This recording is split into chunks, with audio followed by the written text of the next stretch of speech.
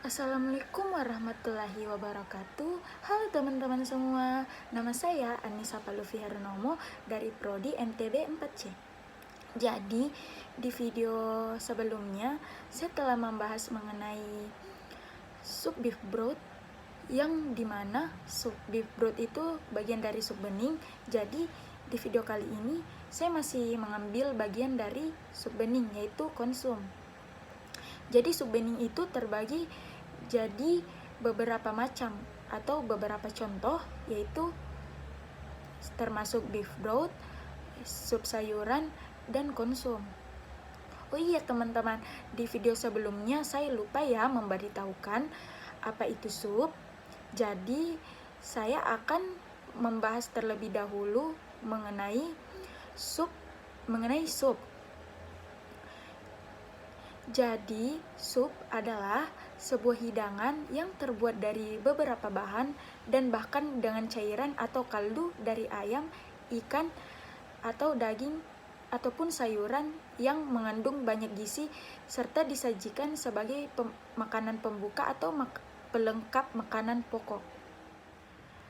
Jadi, chicken konsum adalah sejenis sop yang dihasilkan dari proses klarifikasi atau dijernihkannya stok yang keruh, dikarenakan konsum adalah sup yang mempunyai ciri yaitu sangat jernih karena telah melewati proses penjernihan. Selanjutnya, saya akan menjelaskan mengenai bahan-bahan apa sih yang dibuat saat membuat konsum.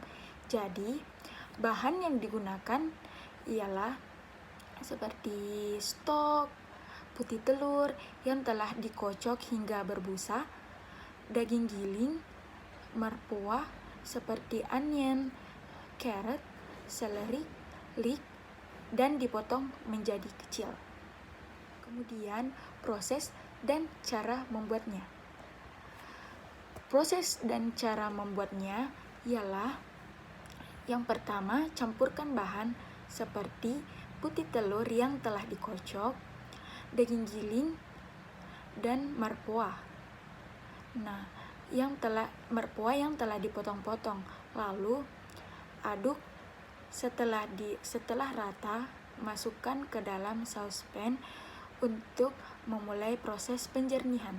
Kemudian campurkan bahan tadi dengan stok. Lalu aduk terus hingga dalam suhu 5 derajat Celcius hingga putih telur dan merpuah mulai mengembang. Selanjutnya, setelah mengembang, kecilkan api, lalu buat lubang di bagian tengah untuk melanjutkan proses membasting atau menyiram stok kepada bahan-bahan yang telah mengapung. Untuk melanjutkan proses pembersihan stok, lakukan selama proses simmer selama 60 menit saat stok telah jernih. Jangan lupa juga penambahan rasa dan aroma di dalamnya. Lalu, saring stok dengan perlahan.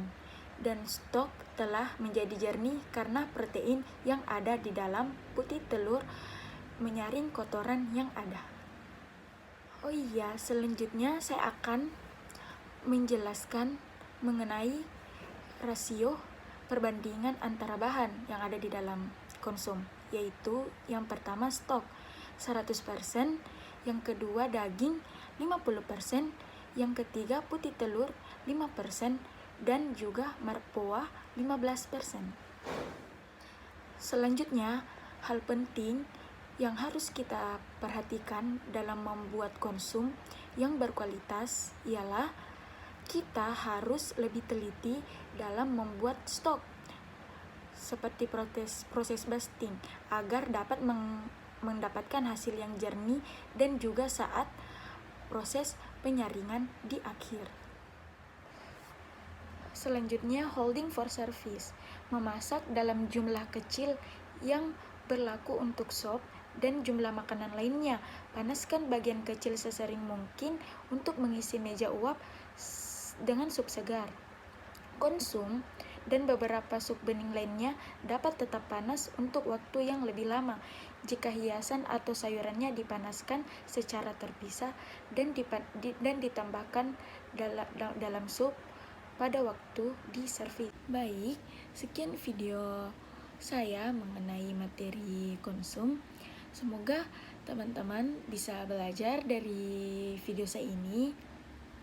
Semoga ada pembelajaran yang bisa diambil dari video ini. Terima kasih. Kurang dan lebihnya mohon dimaafkan. Wassalamualaikum warahmatullahi wabarakatuh.